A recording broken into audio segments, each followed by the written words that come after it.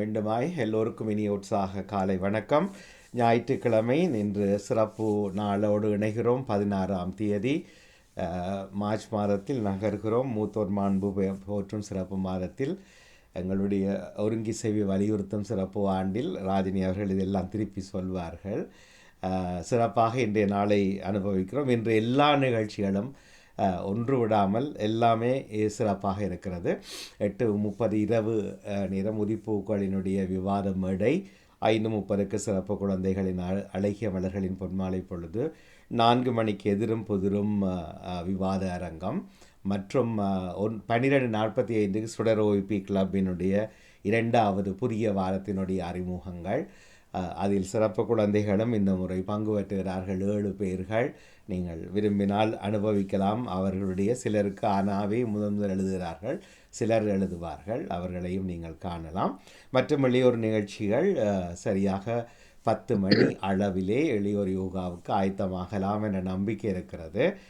வெல்வோம். அதுக்கு முன்னதாக நாம் பெற்றோர் தெய்வம் சிறப்பு காலில் வைத்து தாளாட்டினதை ஒருவர் தான் எழுதியிருக்கிறார் போல இருக்கு. மற்ற ஒருவருக்குமே காலில் வைத்து ஆராட்டிய அனுபவம் இல்லை போல இருக்கிறது. சரி, இருந்தாலும் பார்ப்போம். நிறைய பேர் உற்சாகமாக இணைந்திருக்கிறீர்கள். வாழ்த்துக்கள். எழுத தவறியவர்கள் முடிந்தால் எழுதுங்கள். இப்போது நாம் சிந்தனை நேரத்துக்குள் குதிப்போம். ராஜினி அல்போன்ஸ் அவர்கள் நிகழ்ச்சியை பொறுப்பேற்றுக் கொள்கிறார்கள். உற்சாக வணக்கம். உற்சாக வணக்கம். ஆகியோரவர்களுக்கும் அனைவருக்கும் வணக்கம். இன்று 16ஆம் தேதி பங்குனி மாதம் ஞாயிற்றுக்கிழமை சமூக ஒருங்கிசைவு வலியுறுத்தும் ஆண்டு 2025 நாம் அனைவரும் இணைந்திருக்கின்றோம். மூத்தோர் மாண்பு போற்றும் சிறப்பு மாதம். இம்மாதத்தில் நாம் அனைவரும் மூத்தோரை நினைவு கூர்ந்து கொண்டு நமது சிந்தனையை ஆரம்பிக்கின்றோம். ஓதராக உங்களுடைய சிந்தனையை தாருங்கள். முதலாவது நடேசன் அவர்கள் தாருங்கள், உங்கள் சிந்தனையை தாருங்கள். இனிய காலை உற்சாக வணக்கம். தொகுப்பாளினி ராஜினி அல்போன்ஸ் அவர்களுக்கும் அதிகர் நடா மூனவர்களுக்கும் கலைவாணி மூனவர்களுக்கும் அனைத்து பாமுவர்களும் இது எங்கனிந்த காலை வணக்கத்தை கிறிஸ்தாசுடன் கூறிக்கொண்டு நான் வந்து தியானலேது கிறிஸ்த நச்சினை இதனது 876வது ஆக்கமாகும். தவக்காலத்தின் 2ஆம் வாரத்தின் ஞாயிற்றுக்கிழமை. சிலுவையில் தொங்கிய இயேசு. கிறிஸ்தவர்களை நாம் 40 நாட்கள் தவக்காலம் அனுசரிப்பது வழக்கம்.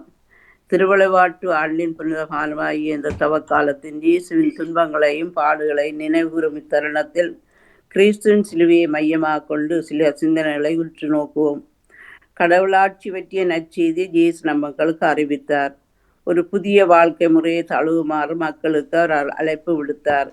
இந்த அழைப்பினை நாம் சிறப்பாக மலைப்பொழிவு என்னும் தலைப்பில் மத்தேயு நற்செய்தியிலும் சமவெளி பொழிப்பு என்பும் தலைப்பில் லூக்கா நற்செய்தியிலும் காண்கின்றோம். இயேசு மலை மீது ஏறி அமர்ந்து மக்களுக்கு கற்பித்தார் என்றும் மத்தேயும் சமவெளியான ஒரு இடத்திலிருந்து கொண்டு போதித்தார் என்றும் லூக்காவும் கூறுகின்றார். மலைமேல் அமர்ந்த இயேசு போதித்ததை போலவே சிலுவையில் தொங்கிக் கொள்ளுந்த நிலையும் அவர் போதித்தார் என்பதற்கு பலருக்கு அதிசயமாக இருக்கலாம். விவிலிய அறிஞர் கருத்துப்படி நற்செய்திகளில் சிலுவை பொழிவு ஒன்றுள்ளது. சிலுவை பொழிவு என்றால் என்ன? இது இயேசு எப்போது விதத்தில் வழங்கினார், இயேசுவை பற்றியும் இயேசு நமக்கு வழங்க விரும்பும் செய்தி பற்றியும் சிலுவை பொழிவு நமக்கு என்ன அறிவுறுத்து என்பது. சிலுவையிலிருந்து இயேசுக்குரிய சொற்களை மத்தேயு, மாற்கு, லூக்கா, யோவான் ஆகிய 4 செய்தியாளரும் தருகின்றனர். ஆனால் 4 பேரும் தருகின்ற சொற்களுடைய வேறுபாடுகளுடன. இயேசு கூறியது நற்செய்தியாளர் என எழுதி வைத்துள்ளார் என்பதை நாம் முதலில் காண்போம். சிலுவையிலிருந்து இயேசு கூறிய நற்செய்தியாளர் தரும் வார்த்தைகளுக்கு பொருள் உரைப்பதில் 4 நிலைகளை பார்க்கின்றோம். இயேசுவின் சொற்களும் செயல்களும் வெளிப்படுத்த நேரடி பொருள். இயேசுவின் சாவுக்கு பிறகு அவரது சீடர்கள் இயேசுவை பற்றி எடுத்து கூறியவை. கல்வாரி மேல் நடந்த நிகழ்ச்சிகள். 60 ஆண்டுகளாக இயேசு பற்றி எழுதிய இறையியல் கைவசம் உள்ள மத்தேயு, மாற்கு, லூக்கா, யோவான் ஆகிய 4 செய்திகளும் நாங்களும் படித்திருக்கின்றோம். இயேசுவின் 7 வார்த்தைகளை நம்மில் நிறைவேற வேண்டும் என்பதை விட அவை நம்மில் உருவெடுக்க வேண்டும் என்பதை, அவை நம்மை உருமாற்ற வேண்டும் என்பதை மிகவும் பொருத்தமாக இருக்கும். நன்றி.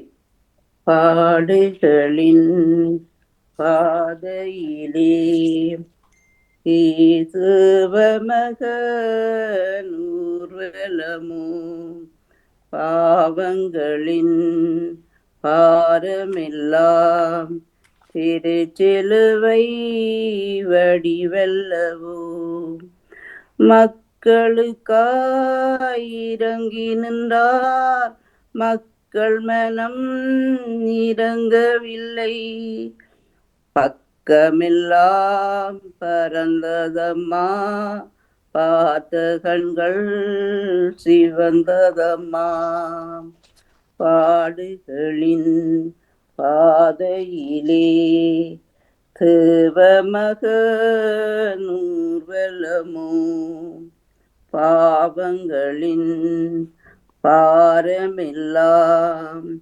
திருச்சிலுவை வடிவல்லவோ. நன்றி வணக்கம். ராஜினி அல்போன். நன்றி ஏகா, உங்களோட சிந்தனைக்கு நன்றியும் வாழ்த்துக்களும். நன்றி, வணக்கம். நன்றி வணக்கம். அடுத்ததாக நேவிஸ் பிலிப் அவர்கள் வாருங்கள், உங்களோட சிந்தனையை தாருங்கள். இனிய காலை வணக்கம் ராஜினி அல்போன்ஸ் அவர்களே. வணக்கம். நல்லத்தை விசாரித்துக் கொண்டு பாமுக உறவுகளுக்கும் திருமதி நடாமோகன் பாணிமோகன் அவர்களுக்கும் அனைவருக்கும் அன்பான காலை வணக்கத்தை கூறி அமைதியான இந்த நாளை எங்களுக்கு தந்த இறைவனை வாழ்த்து போற்றி வணங்கிக் கொண்டு என்னுடைய நச்சிந்தனை தொடர் இன்று 1525 என்று கூறிக்கொண்டு, இன்று உயிர் வாழ்வோர் நாட்டில் நான் ஆண்டவர் திருமுன் வாழ்ந்திடுவேன் என்கின்றது இன்றைய திருப்பாடல் 116. இன்றைய நற்செய்தி வாசகம் புனித மாற்கு எழுதியது அதிகாரம் 9 திருவசனங்கள் 2-10 முடிய. அக்காலத்தில் இயேசு பேதுருவையும் யாக்கோபையும் யோவானையும் அழைத்து ஓர் உயர்ந்த மலைக்கு அவர்களை மட்டும் தனியாக கூட்டிக் கொண்டு போனார். அங்கே அவர்கள் முன் அவர் தோற்றம் மாறினார். அவருடைய ஆடைகள் இவ்வுலகில் எந்த சலவைக்காரரும் வெளுக்க முடியாத அளவுக்கு வெள்ளை வெளியேறென ஒளி வீசின. அப்போது எலியாவும் மோசேயும் அவர்களுக்கு தோன்றினர். இருவரும் இயேசுவோடு உரையாடி கொண்டு இருந்தார்கள். பேதுரு இயேசுவை பார்த்து, ராவி, நாம் இங்கேயே இருப்பது நல்லது. உமக்கு ஒன்றும் மோசேக்கு ஒன்றும் எலியாவுக்கு ஒன்றுமாக 3 கூடாரங்களை அமைப்போம் என்றார். தாம் சொல்வது என்னவென்று அவருக்கு தெரியவில்லை, ஏனெனில் அவர்கள் மிகுந்த அச்சம் கொண்டிருந்தார்கள். அப்போது ஒரு மேகம் வந்து அவர்கள் மேல் நிழலிட, அந்த மேகத்தில் நின்று, என் அன்பார்ந்த மைந்தரிவரே, இவருக்கு செவி சாயுங்கள் என்றொரு குரல் ஒலித்தது. உடனடியாக அவர்கள் சுற்றுமுற்றும் பார்த்தார்கள். தங்கள் அருகில் இயேசு ஒருவரை தவிர வேறு எவரையும் காணவில்லை. அவர்கள் மலையிலிருந்து இறங்கி வந்து கொண்டிருந்த போது அவர், மானிட மகன் இறந்து உயிர்த்தெழும் வரை நீங்கள் கண்டதை எவருக்கும் எடுத்துரைக்க கூடாது என்று அவர்களுக்கு கட்டளையிட்டார். அவர்கள் இவ்வார்த்தையை அப்படியே மனதில் இருத்தி, இறந்து உயிர்த்தெழுதல் என்றால் என்னவென்று ஒருவரோடு ஒருவர் பேசிக்கொண்டார்கள். இயேசு கிறிஸ்து வழங்கும் வாழ்வு தரும் நற்செய்தி. கிறிஸ்துவே உமக்கு புகழ். இன்றைய இறை வார்த்தையின் சிந்தனையாக இன்று இயேசுவின் உருமாற்றம் பற்றி நாங்கள் வாசித்தோம். தவக்காலம் 2ஆம் ஞாயிறு இன்று திரு அவை இயேசுவின் உருமாற்ற நிகழ்வை சிந்திக்க நம்மை அழைக்கின்றது. துன்பமின்றி இன்பமில்லை, இரவின்றி பகலில்லை, புனித வெள்ளியின்றி உயிர்ப்பு இல்லை, உயிர்ப்பு ஞாயிறு இல்லை, இறப்பின்றி வாழ்வில்லை என்ற வாழ்க்கை பாடத்தை இயேசுவின் உருமாற்ற நிகழ்வு நமக்கு எடுத்துரைக்கின்றது. இயேசுவின் பாடுகளுக்கு பின் மகிமை உண்டு என்ற ஆழ்ந்த பொருள் நிறைந்த நம்பிக்கையை நம் மனதில் பதிவு செய்கின்றது இன்றைய நற்செய்தி. மலையின் மேல் ஏறி ஓர் ஆன்மீக தேடலை தேடுவதை நம் நாடுகளிலும் நாம் காணலாம். தபோர் மலையில் திருத்தூதர்கள் அடைந்த ஆன்மீக தெய்வீக நிகழ்வில் மகிழ்ச்சி என்றும் நம்மில் நிலைத்திருக்கட்டும். மகிழ்ச்சியான தபோர் மலைக்கும் துன்பமான கெத்செமனி தோட்டத்திற்கும் அதே 3 சீடர்களை அழைத்து செல்கின்றார் இயேசு. அது போலவே அன்றாட வாழ்வில் பல மகிழ்ச்சியான ஆறுதலான நேரங்களில் இறைவன் நம்மையும் உறுதிப்படுத்துகின்றார். சந்திக்கின்ற துன்பங்களை தாண்டும் சக்தியையும் தருகின்றார். ஆனால் நாம் அதை பல முறைகளில் கண்டுகொள்வதே இல்லை. துன்பங்கள் மட்டுமே நமக்கு பெரும் சுமையாக இருக்கின்றது. உயர்ந்த மலைக்கு இயேசுவோடு சென்ற சீடர்கள் அதிசயமான ஒரு நிகழ்வை காண்கின்றார்கள். இயேசு அங்கே தோற்றம் மாறுகின்றார். மனித தன்மையிலிருந்து இறைத்தன்மைக்கு மாறும் ஒரு மகிமை நிகழ்வு. அப்போது பேதுரு கூறிய வார்த்தைகள், ராவி, அதாவது போதகரே, நாம் இங்கேயே இருப்பது நல்லது என்கின்றார். இனிய ஒரு அனுபவம் நமக்கு ஏற்படும் போது அது தொடர்ந்தும் நீடிக்காதா என்கின்ற ஏக்கம் நம்மிலும் எழும்.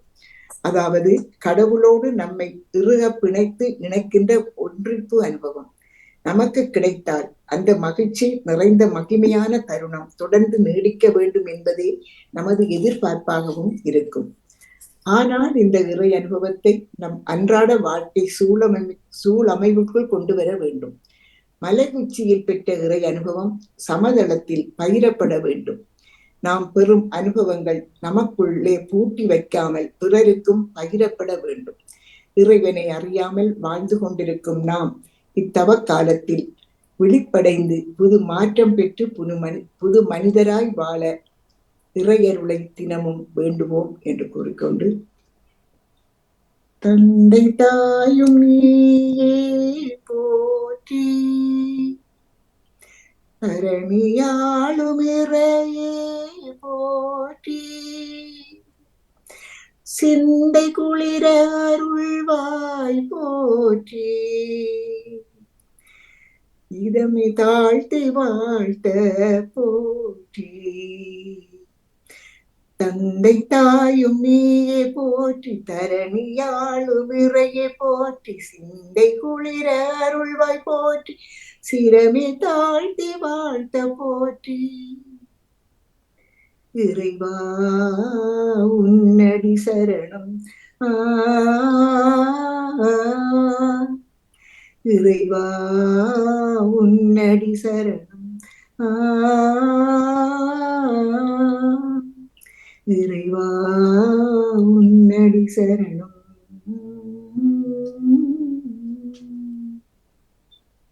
என்று வேண்டிக்கொண்டு ராஜினி அல்போன்ஸ், உங்களுக்கும் இந்த அதிகாலை பொழுதினிலே இந்த வேண்டலுவை சிந்தனையில் இருந்திருக்கின்ற எல்லோருக்கும் இந்த நாள் இனிய நாளாக மலர்ந்து எல்லோரும் எல்லா நலன்களும் பெற்று அமைதியாகவும் மகிழ்வாகவும் வாழ வேண்டும். நீங்கள் எடுத்துக்கொள்கின்ற எல்லா முயற்சிகளும் சிறந்து செழித்து மேம்பட்டு வந்து வளர வேண்டும் என்று வேண்டிக்கொண்டு இன்றைய நாளில் நடக்கும் நிகழ்ச்சிகள் அனைத்தும் சிறப்பாக நடைபெற வாழ்த்துக்களையும் கூறிக்கொண்டு எல்லோருக்கும் நலமான வாழ்த்துக்கள் கூறி அன்போடு விடைபெறுகிறேன். ராஜினி, நன்றி, வணக்கம். வாழ்த்துக்கள் உங்களோட சிந்தனைக்கு. நன்றி, வணக்கம். அடுத்ததாக நான் சிந்தனை தருங்கள். தாய்மை 4ஆம் ஸ்தலம். திவ்ய இயேசுவை ஆராதித்து வணங்கி உமக்கு நன்றி என்ற ஸ்தோத்திரம் செலுத்துகின்றோம். அதேனென்றால் உம்முடைய சிலுவையை கொண்டு எங்கள் உலகத்தை மீட்டரச்சித்தீரே சுவாமி. மக்களுக்காக மகன் படும் வேதனையை பார்க்கும் அன்னை மரியா, தாய் தந்தையை மதித்து நட என்று சொன்னவர். நாம் எமது பெற்றவரை மூத்தோரை மதித்து நடக்கவும் அன்றாட தேவைகளை நிவர்த்தி செய்யவும் வரம் தாரும். பெற்றவர்களை பிள்ளைகளை இழந்தோர் ஏராளம். தாயின் வதனம் கண்டு சிலுவையில் தொங்கிய இயேசு அருகில் இருந்த அன்னை மரியாவை பார்த்து துன்புறுகின்றார். எனவே நாமும் பெரியோரை பெற்றோரை மதித்து வாழ்வோமாக. தாங்கிட ஒன்னா தூவயம் கண்டு உம்மை தாங்கிய அன்னை துயருட்டான். தாங்கிட ஒன்னா துன்பங்கண்டு உம்மை தாங்கிய அன்னை துயருட்டான். நன்றி, வணக்கம். வணக்கம் ராகினி. சிறப்பாக இருந்தது. நன்றி, நன்றி. பாடல்கள் படிக்க முடியாம இருக்கிறீங்க. ஆமா, சரியானது. என்னன்னு தெரியல, நல்லா வந்தது. ஆனால் ராஜினியருடைய குரல் இன்றுதான் எனக்கு தெளிவாகவும் சிறப்பாகவும் இருக்கிறது. அதுபடி ஆனால் அவர் கதைக்கிற முறையில தனக்கு ஏதோ இயலாதுன்ற மாதிரி கதைக்கத்தான் அப்படி கேட்குதே தவிர குரல் ஒலி சரியாக வருகிறது. எங்கேயோ பிள்ளையான நட்ட கலட்டிட்டம் போல இருக்கு. இல்ல என்னென்றால் சிறப்பு வாழ்த்துக்கள். வேறு யாரும் சமய சிந்தனை சொல்ல இருக்கிறோமோ? இல்ல, இருக்கிற சுய சிந்தனையை தரலாம் உங்களுடைய. ஆமா, அப்போ என்னென்றால் யாருக்காவது நெய்ஸ் அவர்கள் சொன்னது போல எங்களுக்கு சக்திய பலத்தை தருவார் இறைவன் அப்பப்ப தர்றாரு குறைக்கைகளே வந்துட்டாரான்றது ஒரு சிந்தனைக்குரிய வினா. பிறகு தேடுவோம் எல்லாரும் என்பது போல இந்த குரல் உலகத்துல யாருக்காவது சரியில்லாத குரல் இருந்துட்டதா கேள்விப்பட்டிருக்கிறீங்களா? கேள்விப்பட்டிருப்போம், அறிஞ்சிருக்கிறீங்களா நேரடியா? குரல் வளம் எல்லோருக்கும் இருக்குத்தானே. ஒரே மாதிரி தானே இல்ல, சரியில்லாத குரல், எனக்கு குரல் சரியில்லை என்று சொல்றத அவரவர் சொல்ல கேள்விப்பட்டிருக்கிறோம். ஆனா நாங்க நேரடியாக அறிஞ்சிருக்கிறோமா குரல் சரியில்லாதாக்குல? இல்ல கேள்விப்பட்டே இல்ல. அப்ப நாங்கள் சொல்லுவோம் இன்றைக்கு எனக்கு குரல் சரியில்லை, எந்த குரல் சரியில்லை, ஐயோ பாட கேட்காதேங்கோ, எனக்கு குரல் சரியில்லை, கதைக்கு கேட்காதேங்கோ. இதெல்லாம் அவரவர்கள் போற நாடகங்கள். அது தங்களை தாங்களே அறியாமல் சொல்வது.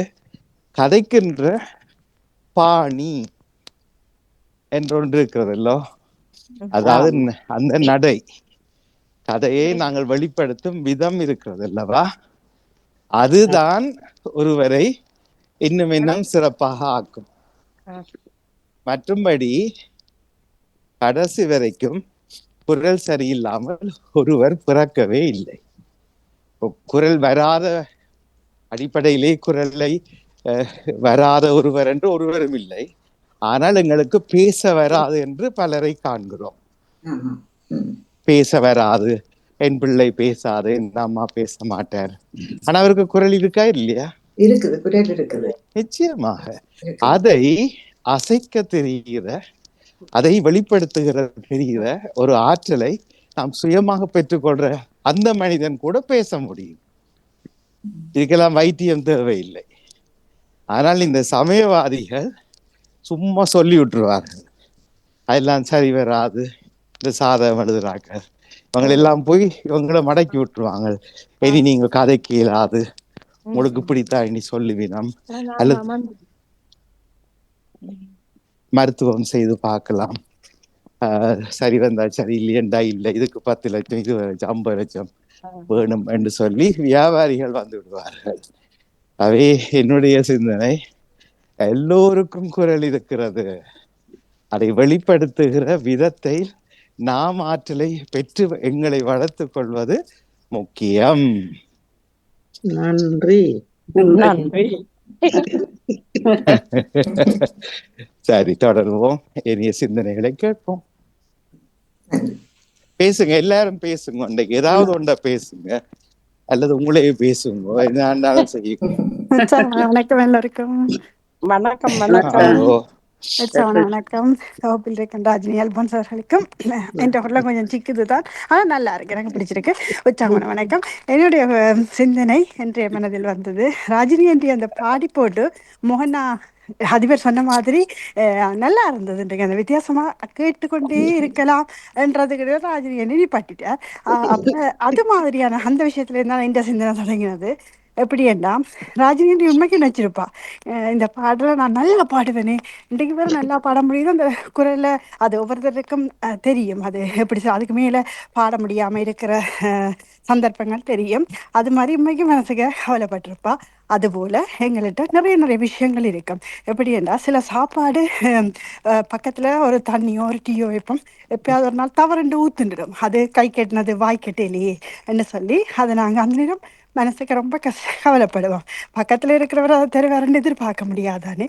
அதுபோல நிறைய விழாக்கள் நடக்கும், நாங்க ஏதாவது ஒரு காரணம் சொல்லி போகாம விட்டுருவோம். இன்றைக்கு இந்த வேலை, இந்த உடுப்பு எடுக்கணும், இன்றைக்கு பிள்ளை வருவான் கூட்டிடணும். ஆனா அந்த குட்டி குட்டி சந்தோஷங்களை இழந்துடுவோம். அந்த வலி வேதனை அவரவர்களுக்கு வரும்போது தான் தெரியும். என்ன அந்த நேரம் நாங்கள் நினைச்சு கொள்றது, இன்னும் நான் நிறைய காலம் இருக்க போறேன், அடுத்த முறை போகலாமே இந்த விழாவுக்கு, இதுதானே தட்டுப்பட்டது, இது மாதிரி இன்னும் ஒன்று கிடைக்குதானேன்னு சொல்லி எங்களை நாங்களே திருப்திப்படுத்திக் கொள்வோம். அப்படி இல்லாம அன்றன்று கிடைப்பது தான் வாழ்க்கை, அதுக்கேற்றபடி சந்தோஷமாக இருப்பது வாழ்க்கை, அது உணர்ந்தால் நல்லா என்றது இன்றைய மனதில் வந்தது. ராஜினி அண்டியின் பாடலுடன். நன்றி, வணக்கம். தர்ஷினிக்கு வாழ்த்துக்கள். ராஜினி நானும் ராஜினி அவர்கள் பாடினார். நானும் சிந்திப்பதுண்டு. இந்த எத்தனை சரணங்களை இப்ப 3 மாசத்துக்கு எனக்கு தவறி போய்விட்டது. அது சந்தர்ப்பம் சூழ்நிலை அப்படி அமைத்திருக்கிறது. அதுக்கு ஒன்றும் செய்யலாதானே நாங்கள். எதுன்னு சொன்னீங்க? இல்ல இப்ப நான் கன விஷயங்கள் பங்கு பெற்ற முடியாம போயிட்டுது. சரி, தர்ஜினி அவர் சொன்னது சொல்லி. ஆமா, சொல்லுங்க சொல்லுங்க. 3 மாசமாக எனக்கு அது மனதுக்கு சரியான கவலையும் துக்கமும் இவ்வளத்தை இழந்து விட்டனே உண்டு. அது சந்தர்ப்பம் சூழ்நிலை வரைக்கும் ஒன்றும் செய்யலாதானே நாங்க ஏற்றுக்கொள்ளத்தானே வேண்டும். அது எப்படியான சந்தர்ப்பம் ஜாண்டி.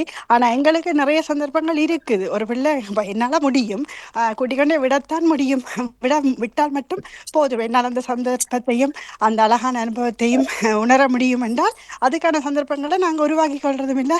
சரி போனா போட்டு இன்னொன்று வருந்தானே என்றுட்டு இருக்கிறாங்கல்ல, அப்படியான சந்தர்ப்பங்களை நாங்கள் அந்த ரஜினி ஆண்டி பாடி இடையில விட்ட மாதிரி எவ்வளவு கவலைப்பட்டிருப்பார், எவ்வளவு சின்னதா ராஜினி பாடினாரா என்று பாடினார். அதுதான் எனக்கு கவலையா இருந்தது. கேட்கலாமே என்று ரஜினி ஆண்டி பாடி உங்களுக்கு மட்டும் கேட்டதா? எனக்கு நல்லா பாடினார். நல்லா இருந்தது அந்த குரல்.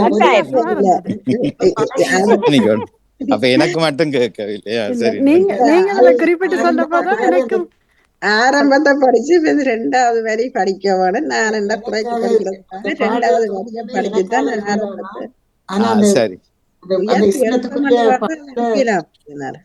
அந்த தலத்துக்குரிய பாடல ராஜினி பாடினா அந்த சரணம் அந்த முதல் பல்லவி அவ பாடையில இரண்டாவது பாட முடியாம போயிட்டு இந்த அழகாக பாடுவார். என்ன சொன்னா, நாங்களும் இந்த பாடல சிவ நேரங்கள்ல தேவாலயத்துல பாடும்போது இந்த எனக்காக இறைவாண்டத அது அந்த அவர் ராகினி எடுக்கிற விதம் மிகவும் அழகாக இருக்கும். அதாலதான் அந்த தடுமாறி விடாம அந்த பாடல் வரும். ஆனா எங்கட ஆலயத்துல படிப்பார், எல்லாரும் உயர்த்தி அதை துவங்குவார்கள். எனக்காக இறைவன் உயர்த்தும் போது மற்றபடி படிக்க கஷ்டமா இருக்கும். ஆனா ராகினி இங்க ஒரு நாளும் படிக்கும் போது மிக சிறப்பாக அந்த வரிகள் அந்த படிக்கிறது நல்லா இருக்கிறது. என்ன சொன்னா, எந்த விதமான தளம்பலும் இல்லாம இன்றைக்கு அதை காண இல்லாததான் நான் மட்டும் கேட்டேன். சரணத்தை படிச்சு பல்லவிய படிக்க முடியாம போயிட்டு உங்களுக்கு. அதுதான் பாடினா போச்சு. சந்தர்ப்பம் சூழ்நிலை மாற்றி அமைச்சோம். அழகாக பாடுவா ராஜினி. பாடும்போது எனக்கே சரியான வியப்பா இருக்குது. எங்களோட வயசுல படிக்கும்போது உயர்த்தி படிப்பாரு. அதால இந்த பாட்டுல எனக்காக விட அந்த அடுத்த அடிய படிக்க உயர்த்தே சரியான விருப்பம் எனக்கு. அந்த உயர்த்துனா அது படிக்க முடியாம போயிரு. நீங்க படிக்கிற விதம் மிக அழகாக இருக்கும். அப்படித்தான் படிக்க வேணும்னு நான் நினைக்கிறேன். அப்படித்தான் படிக்கணும். எனக்கு சொன்னா அப்பதான் அந்த பாட்டுல சிறப்பாக இருக்கும்னு நினைக்கிறேன் நான். ஒருக்கா பாடினா போகுதுன்னு சிந்தனை நிறைவுல படிச்சுடுறேன்.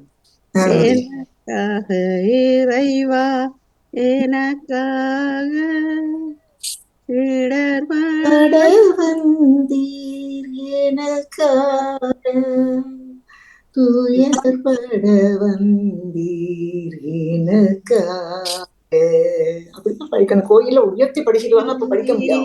சிலுவை பழுவோடு மெழுமளந்தே துயர்களின் நினைவோடு விழுந்தே சிலுவை பழுவோடு மெழுமளந்தே துயர்களின் நினைவோடு எனக்காக இறைவா எனக்காக இடர்பட வந்தீர், எனக்காக இடர்பட வந்தீர். நன்றி. பாத்தீங்களா? இப்ப இதுல இப்ப எது உண்மை? அப்படி என்றா நாங்கள் நடிக்கிறது உண்மையா அல்லது உண்மையாவே எல்லாம் இருக்கிறது உண்மையா? நடிக்கிறது உண்மை. சும்மா போட்டு குழம்பக்கூடாது இல்லையா?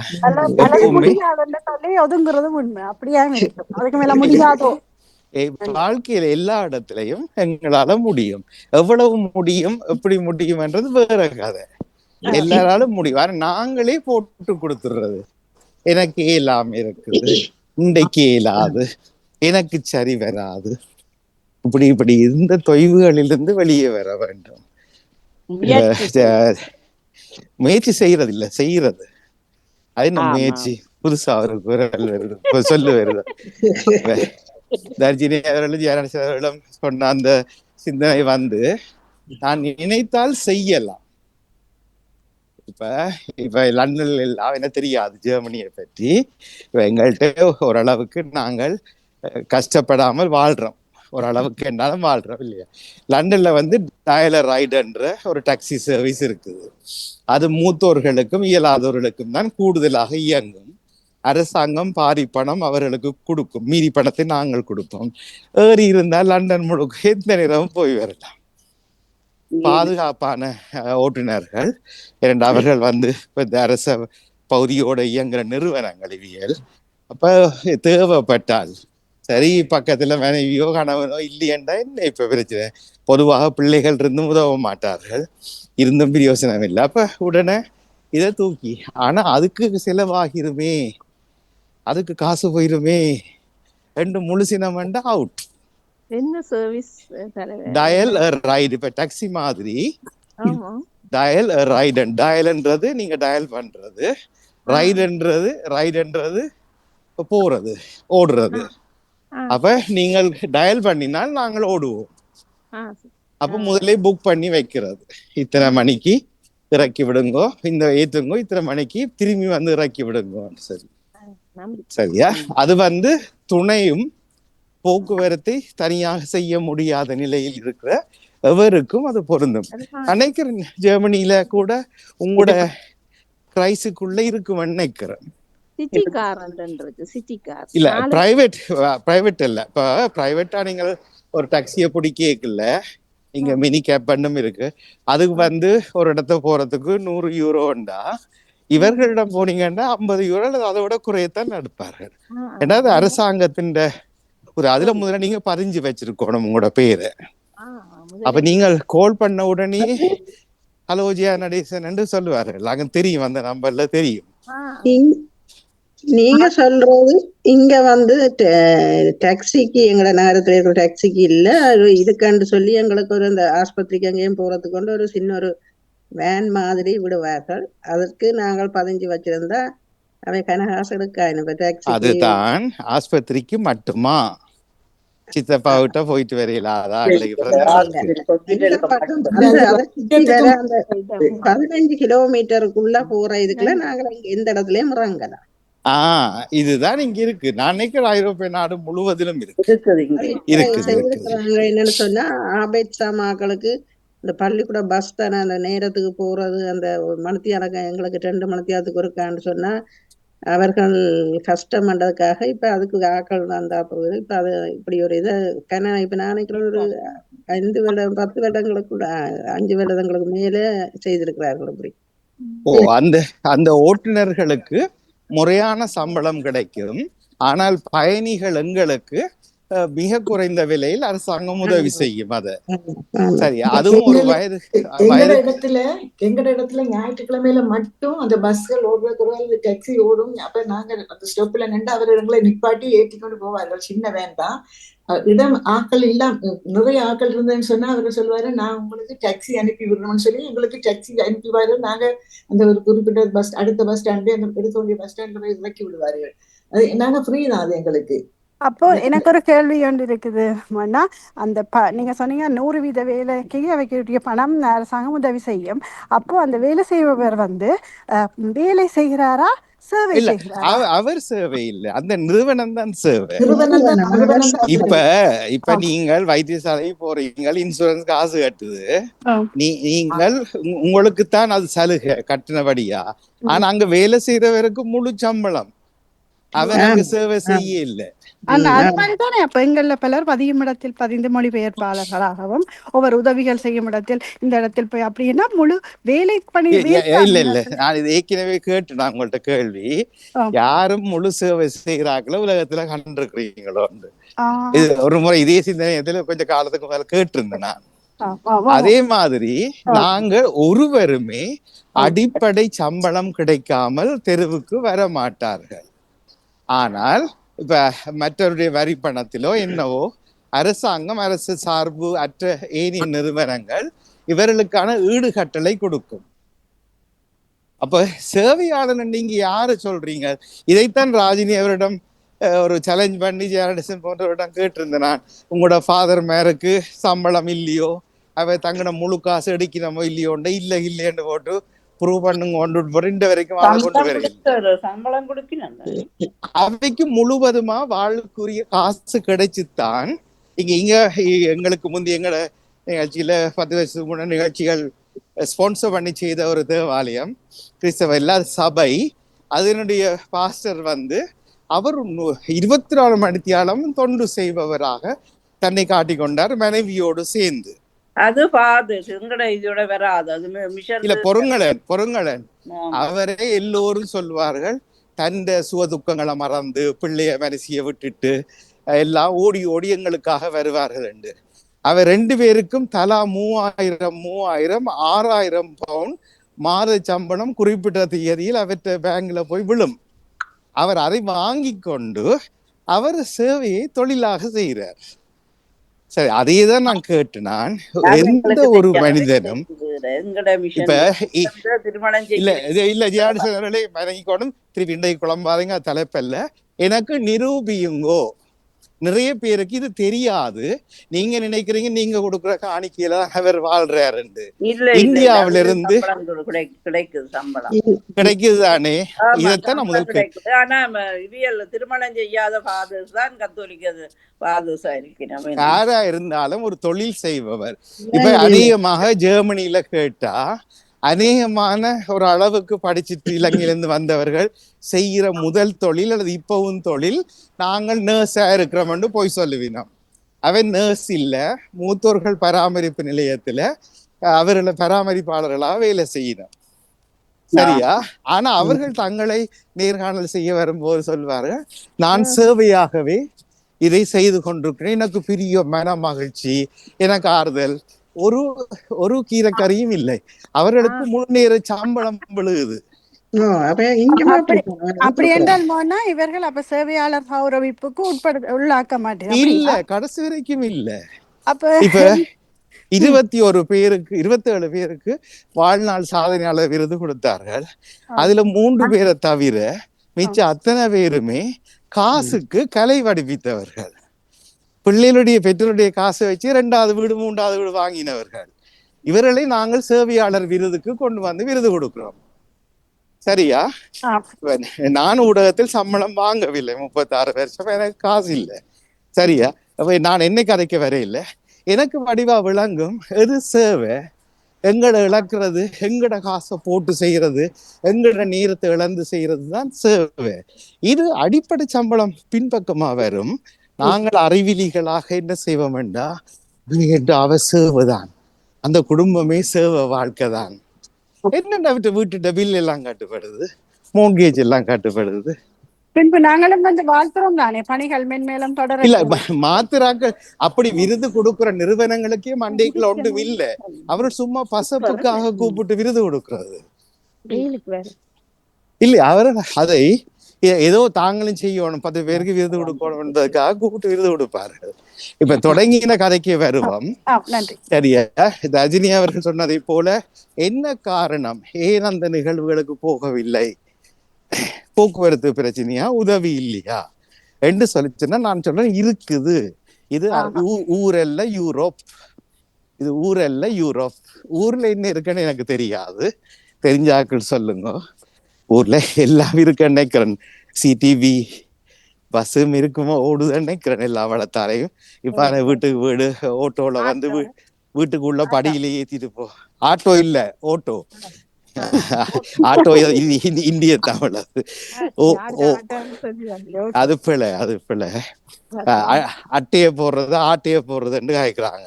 அது இலங்கை தமிழர்களும் கேட்கிற ஆட்டைய போட்டுட்டாரு. ஆட்டை என்ன, அட்டை அட்டை மட்டை. எனவே அதை விடுவோம், அது கவனம்.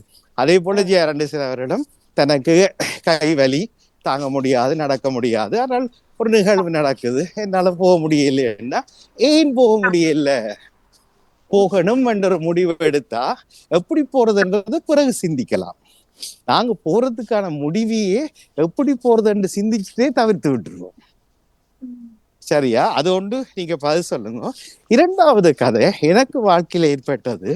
நான் விரும்பின இடங்களுக்கு என்னை அழைக்கவில்லை. நான் சில இடங்கள்ல சீரோனும் கலக்கோணும் இல்லை. என்னை என்னை யாரும் ஏற்றுக்கொள்ளவில்லை. என்னுடைய பக்கத்தில் எனக்கு தெரிஞ்ச பாதை, அதை நாமே உருவாக்கி கொண்டோம். என்ன எனக்கு கிடைக்கவில்லையோ அதை நாங்களே தொடக்கி விட்டோம். ஏன் மற்றவன் தொடக்கிறதில் உள்ள போய் நிற்கணும்? இது ரெண்டையும் சேர்த்து யோசிங்க. உங்களோட சிந்தனையை தாங்க, அதுல இருந்து பதிலை தாங்கோ, மற்றவர்களும் பேசும். நன்றி. நன்றி மோகன். அது நீங்க சொன்னது சரிதான். நாங்க இருக்கிறது யூரோப்பாவில, ஊர்ல இல்ல. அதற்கான எங்கண்ட முனைதல் இருந்தால் கட்டாயம் அது கை கொள்ளும். அது சரிதான். மற்றது நீங்க சொன்னது எங்களுக்கானது நாங்களே உருவாக்கி கொண்டது. அந்த இன்றும் காலையில் நான் யோசிச்சேன்னா, என்ன எடுத்தாலே நிறைய ஒவ்வொரு முறை தொகுப்பும் ஒவ்வொரு இது செய்யகளையும் எனக்கு தெரியும். இங்க பிளவிடுறேன், இதுல பிளவிடுவேன், குரல்ல ஏதாவது வித்தியாசம். அப்ப இது எங்களுக்கு பாமுகம் எங்களுக்கு கிடைச்சிருக்கிற ஒரு பெரிய பொக்கிஷம். அப்படி என்றா அது நாங்க அங்க நிறைய பிளவிடுறோம். அங்க சுட்டி காட்டி தட்டி கொடுத்து வளர்க்கவும், பிள்ளைகள் விட்டு நாங்களே அதை புரிஞ்சு கொண்டு சரியாக்கி கொண்டு கடைசியில அதெல்லாம் சரியாகும் வேற காலம் வேற வந்துடுது. எங்கண்ட இறப்பு காலம் என்றால் அதுவரையும் நாங்க திருப்தியாகவும் போகக்கூடியதா இருக்கு. இதுவே வேற ஊடகங்கள்லயோ சரி, வேற இடத்துலயோ சரி, இந்த பிள்ளைனா தட்டி தட்டி தான் பேசும், விக்கி தான் பேசும், விரும்பி தான் பாடும், வாவே நேத்துவான்னு சொல்லி தட்டி கழிக்கிற ஊடகங்கள், அப்படியான சந்தர்ப்பங்களை கொடுக்காத ஊடகங்களுக்கு இடையில நீங்க சொன்ன மாதிரி உங்களுக்கு கிடைக்காத ஒன்றை உருவாக்கி இன்னும் உங்களுடன் பலரை இணைத்து வளரும் லண்டன் வானொலிக்கு நிறைய வாழ்த்துக்கள். இல்ல, இது பக்கம் வேற பக்கத்துக்கு கொண்டு போயிட்டீங்க. அது பேசலாம் தனியாக. இப்போ நீங்கள் சொன்ன சிந்தனைக்குள்ள நில்லுங்க. ஏன் அந்த நிகழ்வுகளுக்கு நாள் போகாமல் அடுத்ததுக்கு போவோம், நாளைக்கு போவோம், இன்னும் ஒரு முறை நாங்க முயற்சி செய்யாமல் அதான் இல்ல முயற்சி அல்ல, அதுக்கு என்ன தடையா இருந்தது சரியா கண்டுபிடிங்க. எனக்கு காசு இல்லையா, போக்குவரத்துக்கு வழி இல்லையா, அல்லது கூட்டி போக ஆள் இல்லையா, அல்லது என் உடல்நிலை சரியில்லையா, என்னன்றத சரியா கண்டுபிடிங்க. அதுல மட்டும் புள்ளியில வச்சு அடி போடுங்க தலையில, அது டக்கண்டு துறக்கும். இயலாதவர்கள் 2 பேர் தான். ஒன்று பிறக்காதவர்களும் இறந்து போனவர்களும். மற்றவர்கள் யாரும் இயல சொல்ல வரல என்றால் சொல்கிறார் என்றால் அதுக்கு அர்த்தம் அவர்கள் முயலாதவர்கள். முயலாட்டி இயலாதுதான் எப்பவுமே. அதே போல ஜீரான சொல்லுங்க, ஏன் நானும் அப்படி கவலைப்படுறேன், அந்த நிலவுக்கு போயில இந்த நிலவுக்கு போக முடியல, ஏன் கவலைப்படுறேன்? 29ஆம் தேதி சந்திக்கின்றோம். எவ்வளவு தூரம் வேண்டாலும் சந்திக்க போறோம், போமோ இல்லையோ?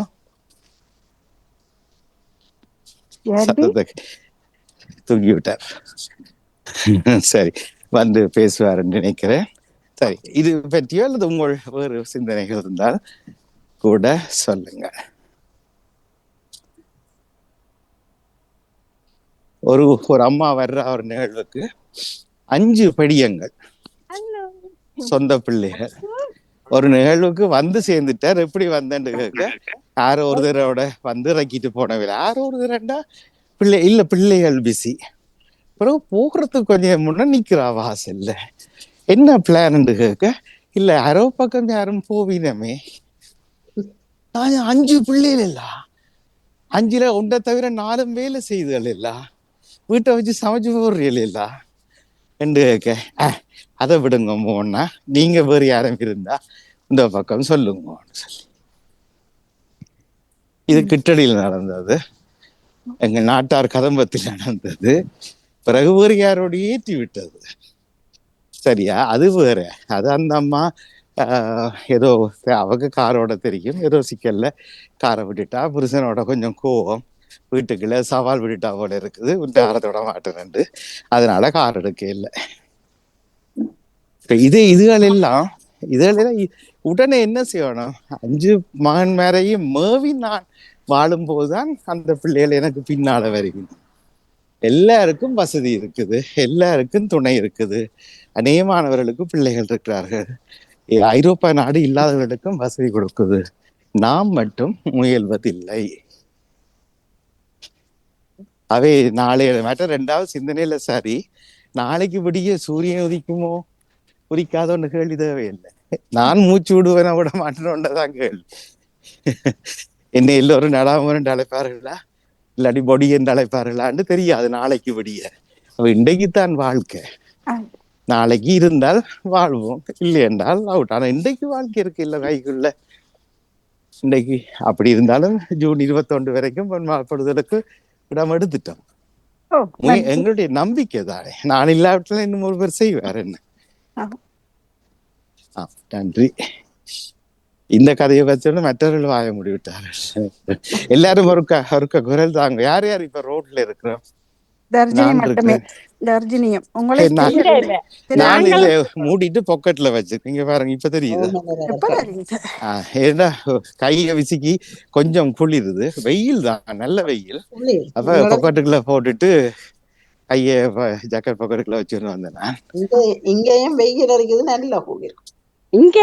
ஆனா வெயில் தானே. இப்ப எனக்கு வடிவா தெரியும். 2 மணி தியானத்துல ரோட்டுக்கு வந்தோம், இனி அவங்க வேர்க்கும், ஷர்ட் எல்லாம் கலட்டிட்டு தான் நடக்கிற அளவுக்கு சூடு ஏறிடும். இங்கே மழை கொடை பிடித்தபடி நடக்கிறேன். பிரான்சில் மழை என்றார்கள். அதெல்லாம் போயிடும், இதெல்லாம் ஒரு சாட்டா. சரி, ஏன் மற்றாக்கள் நடக்க இல்லை சொல்லுங்க ஒருக்க. உங்களுக்கு 4 நட்சத்திரம் நல்லா இல்லையா? நானும் நிக்கிறேன் அதிபர் நிக்கிறீங்கண்டா நடக்கிறேன் மழை அதனால பொக்கெட்டுக்கு வைத்து நீ ஒரு கரையில வந்து. சரி சரி சரி, நல்லது நல்லது, அது சந்தோஷம். நான் வீடியோ ஆஃப் பண்ணிட்டு உள்ள வர போறேன், காய்ச்சி கொண்டு வரலாம். ஏன் மெத்தாக்கள் நடக்க இல்லை? நாளைக்கு நடக்கலாம். தர்ஜினியார் சொன்ன மாதிரி நாளைக்கு 2 வீட் போட்டிருக்கிறீங்களா?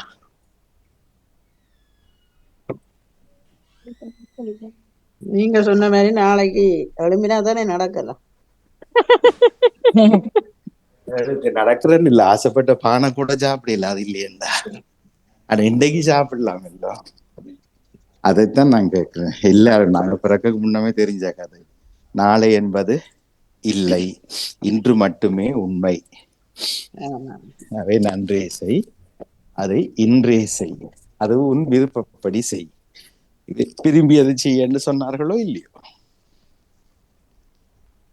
சரி சரி, நடக்காட்டியும் பரவாயில்ல. நடக்காதவர்கள் ஒரு வார்த்தை தாங்க, நாங்கள் பெற்றோர் தெய்வத்துக்குள்ள ஓடுவோம்.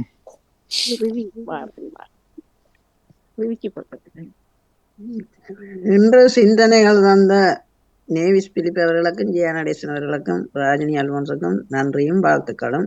நிற்பவர்கள் யாராவது கூட ஏதாவது சிந்தனையை பெறலாம். எல்லாரும் ஒரு கதையும் இப்ப தமிழர்களும் ஈஸ்வரியர்களும் அங்க நிக்கிறீங்க, இங்க நிக்கிறோம், கேக்குறதா நடந்து கொண்டு இருக்கிறோம். சரி, ஏதாவது பேசுங்க, ஒரு சிந்தனை உண்டு. நேற்று வச்ச தோசைன்னு கருகி போச்சு அல்லது புளிக்கல? அது புளிக்கல, வெக்க நிறைந்திருந்ததால புளிக்கல. இன்றையத்தான் சொல்றாரு. நீங்க சரியா எல்லாம் ஞானக்கண்ணால பாக்குறீங்க. வணக்கம் ராஜினி. வணக்கம். பூனைக்கண் தான் இல்ல இல்ல இல்ல, உங்களுக்கு ஞானக்கண் இல்ல, பூனைக்கண் பூனைக்கண். அதையாவது சொல்லுங்கன்னு சொன்னோம். அதையா ஒன்றும் இல்லையாட்டா அதையாவது சொல்லுங்க. தேத்தனி ஊத்தேக்கல ஊத்துட்டு போச்சுண்டு அதையாவது சொல்லுங்க, அதான் சிந்தனை. ஆனால் உண்மையாக நான் நினைக்கிற சிந்தனை என்றால் வைத்தியர் ஒவ்வொரு நாளும் நடவுங்கன்னு சொல்ல உண்மையாக கொஞ்சம் பஞ்சிப்படுறது இயற்கை தான். ஆனா இந்த ஞாயிற்றுக்கிழமை கட்டாயம் ஒருக்கா நடந்து அனைவரோடையும் போக வேணுமென்ற போது அந்த மகிழ்ச்சி என்றைக்குமே இருக்கிறது. அதைத்தான் நான் எனது சிந்தனையாக சொல்றது. ஆனா உண்மையா வைத்தியர் சொல்லும் போது அதை பெருசா நினைக்கிறேன். அதைத்தான் சிந்தனையாக சொல்லிக்கொண்டு இப்போ நடக்கிறேன். இன்னும் ஒரு 10 நிமிஷத்தில் வீட்டா போய்விடுது. சரி, நீங்கள் அவற்றை சிந்தனையே கேட்டானு கேட்காட்டியன்னா அவருக்கு முழு நேர சம்பளம் விழுமா? ஆமா, ஆனா எங்களுக்கு சம்பளம் விழாது. சம்பளம் இல்ல, என்ன அவற்றை சம்பளத்துக்காக அடிக்கடி டெர்மின் எடுத்துக்கொண்டு போய்கொண்டே இருப்போம் அவர்கிட்ட. இன்னும் அவரை உழைக்க பண்றதுக்காக. போன வருஷம் நாங்கள் நடந்து ஒரு நாள் தன்னும் இடைவெளி எடுக்கல. இது ரஜினி அவர்களுக்கு ஞாபகம் இருக்கும். இந்த முறை ஒரே ஒரு நாள் இடைவெளி எடுத்தோம், ஒரு ஞாயிறு. ஆனால் அந்த ஞாயிறு நான் நடந்தேன். நீங்க நடந்திருப்பீங்க. ஓகே, அன்றைக்கு என்னென்றால் அதுக்கு முதல் கிழமை நடிசர்களுக்கு நடந்த கதையால ஒரு தரையும் வலிக்கிட வேடாம் நானும் வரையில்லைன்னு சொல்லி போட்டேன். முதல் முறையாக பின் வாங்கினேன். பிறகுதான் யோசிச்சேன், நான் நடந்திருக்கலாம், சரி இல்ல பரவாயில்ல, அது ஊக்கப்படுத்த வேண்டாம். பிறகு இந்த வரைக்கும் ஒரு நாள் தன்னும் இடைவெளி விட இல்லை. இது டாக்டர் சொல்லியோ கடவுள் சொல்லியோ கிடையாது. இதெல்லாம் நம்முடைய நம்பிக்கை. நாம் அதை செய்ய வேண்டும், நாம் அதை கடைபிடிக்கணும், நமக்காக எல்லாம் நமக்குள்ள நாமே உலகமா இருக்கிறோம். அப்புறம் என்ன மற்ற கதை என்ன? அதை இன்று சிந்திப்போம், அப்புறம் நாளை நின்று ஒன்று முழுசக்கூடாது. அதை செய்திருக்கலாமே என்கிற ஒரு தவிப்பு எங்களை கொல்லாமல் கொல்லும். அந்த நிலைக்கு ஆளாகாமல் இருக்கணும். இப்ப நடக்கிறது மட்டுமண்டு இல்ல, நடக்கிறது ஒரு கதை. விருப்பப்படி வாழ்வது. எனக்கு என்னெல்லாம் வேணுமோ அது எல்லாம் செய்யறது. எனக்கு என்ன, சில நேரம் பிள்ளைகள் விரட்டுவார், இப்படி செய்யக்கூடாது, இப்படி செய்யக்கூடாது.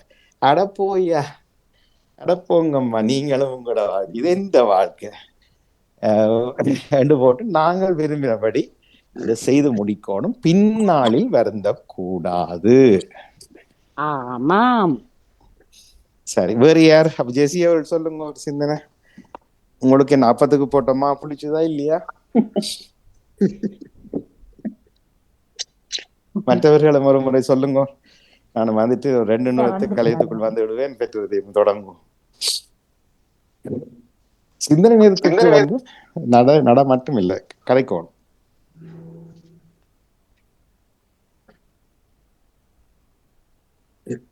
மற்றாக்களை எல்லாருக்கும் சாமந்திச்சிடாங்க போல. எல்லோரும் சின்ன சிந்தனைய கேட்டுக்கொண்டு நடந்திருந்தேன். ஏதாவது கதைங்க, உங்களோட பாட்டுக்கு உங்களோட பங்குக்கும் ஏதாவது சொல்லுங்க. நான் நடந்து போகும் பொழுது எங்களோட பக்கத்துல இருக்கிற ஒருத்தர் நடந்து வந்திருந்தார். அவர் அங்கே வெளியில போறதால அப்ப கேட்டார், நீங்க நடக்கிறீங்களா? அவங்கள இதுக்கு மேல ஞாயிற்றுக்கிழமையில கண்டிருக்கிறேன்ட்டு. ஞாயிற்றுக்கிழமையில கண்டிருக்கிறேன்னு சொல்லி சொன்னார் அந்த அண்ணன். என்னை விட வயது குறைந்தவர் தான். நானும் அண்ணன் என்று சொன்னேன், வணக்கம் அண்ணன். அப்ப எங்களோட பக்கத்துல இருக்கிறவர். அப்ப நான் அவருடைய மனைவியும் கேட்டிருந்தேன். அவரும் எளியவர் தான் இப்படி. ஆனா அவர் சொல்லியிருந்தார், இல்ல தான் பின்னேறம் வேண்டா தான் நடக்க வருவேன் என்று சொல்லி, காலையில் வேளையில் எழும்ப மாட்டேங்க, அந்த ஒரு நாள் தான் லீவுன்னு சொல்லி இருந்தார் அந்த எளியவர். அவருடைய மனைவி தமிழாக்களும். சரி சரி, நீங்கள் காணுவீங்க இல்ல தமிழாக்கள் அவர்களோடும் பேசுங்க. இந்த வழியில வந்தா எல்லோரும் சாமம் தானே. நான் சொன்னதாக தன்னுடைய மனைவி சொன்னதாகவும் அவர் பின்னேறம் வேண்டா நடக்க என்னோட வருவாருன்னு சொல்லி இப்பொழுது அவர் சொன்னார். நான் இல்ல காலையில தான் இப்படி நாங்க நடக்கிறோம், நான் இப்படி சொல்லி சொன்னேன். இல்ல, பின்னேறம் சேர்ந்து நடக்கலாம். இது காலமா ஒருங்கி சேவை வலியுறுத்துகிற நடதானே இது. பின்னேரங்கள்லாம் சேர்ந்து நடவும், குடும்பங்களோட பழகும். நிறைய பேர் பிள்ளைகளோட, நாங்கள் பெரியவர்களோட ஒரு நடையில சந்திக்கிறதுன்றது ரயில் சிநேகத்தை விட நடை சிநேகம் ஒன்றை புதுசா தொடங்கலாம். நாங்க நடக்கிறதால நாங்கள் ஒன்றுபடுவோம் அப்படின்ற மாதிரி இல்லையோ? வணக்கம். நகுலா அவர்களும் வந்திருக்கார். நகுலா அவர்கள் உங்களை வேவு பார்க்க வந்திருக்கார். இனிய அப்படியல்ல, இனிய வணக்கம் அதிபருக்கும் ஏனையோர்களுக்கும் ராஜினிக்கும் வணக்கம். வணக்கம் வணக்கம் வணக்கம். உங்களோட சிந்தனை தொகுப்புக்கு சிறப்பு வாழ்த்துக்கள். நானும் இப்பொழுதுதான் வந்து இணைந்து கொண்டேன். எனக்கு வந்த சிந்தனை, இன்றைக்கு காலையில் சைக்கிள் ஓடும் போது அந்த பெடலை நாங்கள் உன்னி தள்ளும் போதுதான் அந்த சைக்கிளானது நகர்கிறது. இல்லாவிட்டால் சைக்கிள் நகர முடியாமல் அப்படியே நின்றுவிடும். உன்னி தள்ளுறதிலும் எங்களுக்கு அந்த உன்னுற வேகம், அந்த உந்து சக்தி என்று சொல்லுவோம். அந்த உந்து சக்தி வேகமாக இருந்தால் அந்த பைக்கில் வேகமாக ஓடும். இல்லாவிட்டால் அது சாதாரணமாக நாங்கள் உழைக்கணும் என்றால் சாதாரணமாகத்தான் போகும். அப்படித்தான் எங்களோட வாழ்க்கையிலும் வேகமாக ஓட வேணுமென்று இல்லை, வாழ்க்கையிலும் அந்த முயற்சி என்பது எப்போதுமே செய்து கொண்டிருக்க வேணும்னு நினைக்கிறேன். அது இடவிடாது தான் இருக்க வேண்டும். எல்லா விடயத்தில் வராட்டியும் சில விடயங்களில் நாங்கள் கதிரையில் இருந்து எழும்பித்தான் ஆக வேண்டும், வேலை செய்து தான் ஆக வேண்டும், பயணித்து கொண்டு தான் இருக்க வேண்டும், வாகனங்கள் ஓட்டிக்கொண்டு தான் இருக்க வேணும் என்ற அந்த இயக்கம் எங்களுக்குள்ள வராவிட்டால் நாங்கள் ஒரு இடத்துல முடங்கி விடுவோம். அதனால தான் இயக்கம் என்பது எப்போதுமே தேவையான ஒன்று. அதுக்கு உதாரணமாக எனது படுக்கை அறையிலிருந்து நான் காலையில் எழும்போது எனது சட்டரை எழுந்தால் சூரியன் தான் உடனே முன்னுக்கு வருவார். அப்போ நான் நினைச்சு கொள்வேன், பாருங்க நாங்கள் எப்படித்தான் லேட்டாக எழுந்தாலும் ஆனால் சூரியன் வருகை மட்டும் அந்த குறிப்பிட்ட நேரத்துக்கு வந்துவிடும். அதுபோல தானே எங்களோட முயற்சிகளையும் நாங்கள் தாமதப்படுத்தும் போது அது தாமதமாகிவிடும். ஆனால் உடனே செய்து விடும்போது எங்களுக்கு சுலபமாக இருக்கும். ஆகவே ஒவ்வொரு மனித சக்தியும் இயங்கிக் கொண்டிருக்க வேண்டும் என்றதுதான் எனக்கு வந்த சிந்தனை காலையில்.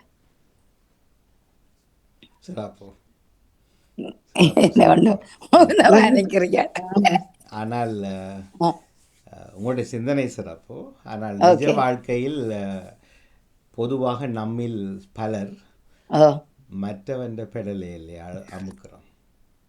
அது தேவையில்லை, உங்களோட தானே செய்யணும், மற்றவன் பெடலாம் தோணும். அதுதான் செய்கிறோம் நாங்கள். எங்களோட கதை முழுக்க என்னுடைய சரிக்கும் பிழைக்கும் இன்னும் ஒருவனை இழுக்கிறோம். அதுதான் பெடல். அவரால் நடந்துட்டு அவர் செய்துட்டார், இதை அவரே இப்படி செய்கிறார், எனக்கண்டா விளங்கல கண்ணாளமாக. அதால தானே எங்களோட இலக்கு நகராம இருக்குது. ஏனென்றால் அடுத்த வீட்டை பார்க்கறதும் அடுத்த வீடாக்காரர் என்ன செய்யறார், அவர் இப்படி செய்யறார் அப்படி செய்யறாண்ட காலம் போயிடும். உங்களுடைய திரும்பி பார்க்க நேரம் இல்லாமல் போயிடும். ஆனா உங்களுடைய நீங்க குறிக்கோளாக இருந்தால் அதை நோக்கி நீங்க முன்னேறலாம் என்றதுதான் இந்த கருத்து. என்றால் பக்கத்து வீட்டுக்காரன பார்க்க தேவையில்லை, அவன் வளர்ச்சி அவன் உயர்வு அதுக்கேற்ற மாதிரி அவன் உயர்ந்து கொள்றான். ஆனா நான் என்ன செய்ய வேணும், அவனால் தான் எனக்கு இப்படி இல்லைன்னா நான் கிழிச்சிருப்பேன் என்கிறது போலத்தான் எந்த கதையை எடுத்துக்கொண்டாலும் கடைசியில் முடிவு அது என்னால் ஏற்பட்டது, என்னுடைய அறியாமை, என்னுடைய புரிதல் இல்லாமை என்பது போல முடிப்பதில்லை. எப்போ பார்த்தா முடிப்பதில்லையோ முடிப்பதோ முடிப்பதில்லையா முடிப்பதா இல்லை இல்லை இறுதியில நீங்க சொன்ன வரி நாங்கள் மற்ற வேண்டிய பார்த்து எங்களோட வேலையை முடிப்பதில்லையா? இல்லை, மற்ற வேண்டிய வேலை அல்ல. எனக்கு நடக்காத அத்தனைக்கும் காரணம் மற்றவன், ஆனா எனக்கு நடந்தது அத்தனைக்கும் காரணம் நான் தான் தலை பெருசாகி கதைப்போம். ஆனால் என்னுடைய ஒவ்வொரு சறுக்கல்களுக்கும் நான் துணை கலைப்பது மற்றவர்களை. அது எப்படி அதுதான் நீங்க சொல்லுவீங்க அடிக்கடி கனியம்புங்க குரல் அந்த தீதும் நன்றும் பிறர் தரவரா. கல்லில போய் நாங்கள் மோதிட்டு கல்லுங்களுக்கு அடிச்சேன்னு சொல்றேன்றது அது மிக தவறுதான். படிச்சு பட்டயமும் வாங்கிட்டு ஆனால் வாழ்க்கையில செய்யறோம் இல்லையே, என்னத்துக்கு மற்றவனை தூக்கி கதைக்கிறோம்? இப்ப நீங்க ஊக்கி கதைக்கிறதுல ரெண்டு இருக்கு. இப்ப நான் ஒரு விஞ்ஞானிய இப்ப நியூட்டன் சொன்னார் என்றா ஒரு தாக்கத்துக்கு எதிரான மறுதாக்கம் இருக்கண்டா, அந்த நியூட்டன் அப்பொழுது கண்டுபிடித்ததை நாங்கள் வியந்து பார்க்கிறோம். அதே நேரம் அவர் சொன்னது சரியாண்டு அப்படி சிலரை தூக்கி பிடிக்கிறது அந்த இல்ல நவலாவர்களே, அது அல்ல. என்னுடைய தோல்விகள் நான் நினைத்ததை அடையாமைக்கு அத்தனைக்கும் காரணம் மற்றவரெண்டா மனிதன் மட்டுமல்ல, சூழல். அதைத்தான். மற்றும்படி அவனை உயர்த்தி கதைக்கிறது வாழ்த்தி கதைக்கிறது அது நல்ல விஷயம் இல்லோ. நானே என்னுடைய வெற்றி முயற்சிகளுக்கு வெற்றியை எனக்கு கொண்டாடி கொண்டு எனக்கு ஏற்பட்டு கொண்ட சறுக்கல்கள் எல்லாத்துக்குமே மற்றவர்கள் மீது காரணத்தை சொல்லுகிறோம். அவர் அப்படி செய்ததால நான் இப்படி செய்தேன், இல்லைன்னா நான் அது கிழிச்சிருப்பேன், நான் அன்றைக்கு எவ்வளோ செய்தேன், நான் எவ்வளோ முயற்சி எடுத்தேன், ஏன் இப்படி இந்த ஜனங்கள் இப்படி இருக்குது என்று நாங்கள் பேசுவதை நீங்களும் கவனிச்சிருப்பீங்க. நான் என்னுடைய கேள்வி என்னென்றால் பொதுவானது, நான் நீங்களும் எல்லோரும் சேர்ந்து ஏன் அப்படி கதைக்கிறோம்? அது ஒரு அறியாமை என்று நான் நினைக்கிறேன். அறியாமை மற்றது அவையில உள்ள பல வீணம் அதுதான் என்று நான் நினைக்கிறேன். ஏனண்டா ரெண்டு கருத்து ஒன்று, உன்னால முடியாது. இப்ப உயர உயர பறந்தாலும் ஊர்க்குருவி வரந்தாகாது என்ன ஒரு குறிப்பிட்ட அளவுக்கு தான் உன்னால உயர முடியும். ஒரு பெருவிலண்ட வீக்கத்துக்கு ஏற்ற மாதிரி தான் நீ வீங்க முடியும்ன்றது அது உண்மைதான். இப்ப நான் நாசாவுக்கு போறேன்டா அது முடியாதுன்னு எனக்கு தெரியும். ஆனா நான் கொண்டு நிப்பேன், நான் நாசாக்கு போறேன். சரி, நாசாக்கு போயில விண்ணிலையாவது பறந்து வருவம் என்ற அளவுக்கு போகலாமே ஒழிய எட்டாத தூரத்துக்கு கொட்டாவி விட்டு பயன் இல்லை. நீங்கள் எட்டும் என்று நினைத்தால் உங்களோட லக்கு நீங்க முயற்சிக்கலாம். எட்டாது என்று நினைச்சு போட்டு இவரால தான் நான் இது செய்யல, அல்லது நான் முயற்சித்திருப்பேன் இவர் விடையில, அல்லது அப்படி என்று நாங்கள் கணவனோ மனைவியோ இப்படி மாறி மாறி சாட்டுறதெல்லாம் சமுதாயத்தை அதெல்லாம் பிழை என்று நான் சொல்றேன். நிச்சயமாகவே உங்களுடைய சிந்தனையை பூர்ணப்படுத்துகிற போது இதையும் சேர்த்துத்தான் அதை எடுத்து சிந்திக்க வேணும்.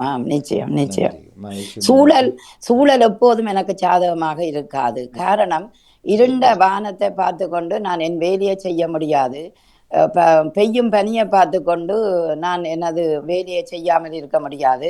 அத்தனைக்கும் தாண்டி போகணும். நான் இன்று காலையில் போகும்போது என்னுடைய கேன்சுவை விட்டு போய்விட்டேன். இப்பொழுது கொஞ்சம் வெதர் பரவாயில்லை. ஆனால் உண்மையிலேயே சட்டியா குத்த தொடங்கிட்டது. அப்போ நான் யோசிக்கிறேன், சூழல் சாதகம் இல்லாமல் இருக்குது, ஆனால் நான் எனக்குள்ள சாதகமாய் என்ற முயற்சியையும் செய்து நான் இன்பமாக வாழத்தானே வேணும் என்றதுக்காக நான் வீட்டை வந்து திருப்பி எடுக்க நேரம் போய்விடும். 4 கிலோமீட்டரில் நிற்கிறேன்னே வந்துட்டு நான் விட்டுட்டு திருப்பி அந்த அந்த வலியோட, அதாவது அந்த உண்மையாக கை குத்துது அவ்வளோ வலியோட நான் என்னுடைய வேலையை முடிச்சுட்டு வருகிறேன்டா. அப்போ நான் யோசித்தேன், அது நானே என்னில் தானே தவறு. நான் காலையில் எழும்பி போய்க்கு தொப்பியெல்லாம் போட்டு நான் இதை மட்டும் மறந்து போயிட்டேனே என்று போட்டு யோசித்தேன். அப்போ எங்களில் தான் தவறு. அதுக்காக மற்றவர்கள் சொல்லல, நீங்கள் எனக்கு ஒரு ஞாபகப்படுத்தி இருக்கலாமென்றெல்லாம் கேட்குறது, அதெல்லாம் தவறு. எங்கடையில நாங்கள்லாம் சாதகமாக்கி கொண்டு வாழ வேணும். சூழலும் சில நேரம் சாதகம் இருக்காது, நட்புகளும் சாதகம் இருக்காது, ஏன் உறவுகள் கூட சில நேரம் எனக்கு ஏற்ற மாதிரி சாதகம் இருக்காது. ஆனால் நான் சாதிக்க வேணும், அல்லது நான் என்ற முனைப்பான விடயத்தை முயற்சியோடு மேற்கொள்ள வேணும் என்றால் அது என்னில் தான் தங்கி இருக்கின்றது என்னுடைய எண்ணம். நன்றி, வணக்கம். மகிழ்ச்சி. நன்றி. வாழ்த்துக்கள். கடந்த கிழமை நான் கொஞ்சம் தொண்டை சரியில்லை, அதனால நான் வர முடியவில்லை. கேட்கவில்லை என்று தெரிகிறது. இப்ப இன்றைக்கோ இன்று காலையா இல்ல, நீங்கள் இப்ப ஒரு 5 நிமிஷம் கதைச்சிங்களே, அது மீண்டும் ஒரு முறை முகநூலில் போய் பின்னுக்கு இழுத்து கேளுங்கோ. குரல் பற்றி பேசி இருந்தோம் நிறைய. சரி, ஆரம்ப சிந்தனையே குரல் தான். ஆமா, அதான் பார்க்க தேவையில்லை. அதை கேளுங்கள், அது சில வேளை உங்களுக்கும் உதவக்கூடும். ஓகே, சரி, நன்றி. தெரியல, நீண்ட காலமாக மாறுதில்லை என்ற ஒரு கவலை. ஆனாலும் முயற்சியை நாங்க விடக்கூடாது என்றதும் என்ற ஒரு எண்ணம். மிக்க நன்றி அதிபர் அவர்களே. உங்களோட காலையில உற்சாகமூட்டுற வரிகள் எங்களுக்கும் அப்பப்போது மகிழ்ச்சியாக இருக்கிறது. அதையும் சொல்லிக்கொண்டு விட வருகிறேன். நன்றி, மிக்க மகிழ்ச்சி. நாங்கள் அவர்களை தொடர்ந்து வேறு யாராவது பேச விரும்பாவிட்டால் நாங்கள் 9:01 லண்டனில் நாங்கள் பெற்றோர் தெய்வம் எங்களோட அணுகுமுறைகள், எங்களை தூங்க வைத்த விதங்கள் பற்றி இணைந்து பேசுவோம். ரஜினி அவர்கள் வந்துட்டீங்களோ? தேர் இருப்பிடம் வந்துட்டுதோ? என்ன இது பேக்ரவுண்ட் வித்தியாசமாக இருக்குது? இன்றும் அப்படியே கொஞ்சம் பக்கமாக இருந்ததே வாசிக்க காத்திருக்கிறேன். சரி, நன்றி, மகிழ்ச்சி. நல்லது. அப்போ இனியவர்கள் வாங்க. காலையில் இருந்த பலரை காணவில்லை, முகங்கள் தெரியவில்லை. இருந்தாலும் உங்களை இணைத்து கொண்டு நாங்கள் அடுத்த தொகுப்புக்குள் வருவோம். அது வணக்கம். எனக்கு இந்த சந்தர்ப்பத்தை தந்த உங்களுக்கு நன்றியை கூறி சிந்தனை தந்த அனைவருக்கும் நன்றியும் வாழ்த்துக்கள். சந்தர்ப்பத்தை நீங்களாக அடுத்த முறை எடுக்கிறோம் வேணும், தர்றதுக்காக பார்த்து கொண்டிருக்க கூடாது. நன்றி, வணக்கம். நன்றி, வணக்கம். ராஜினி அவர்களுக்கு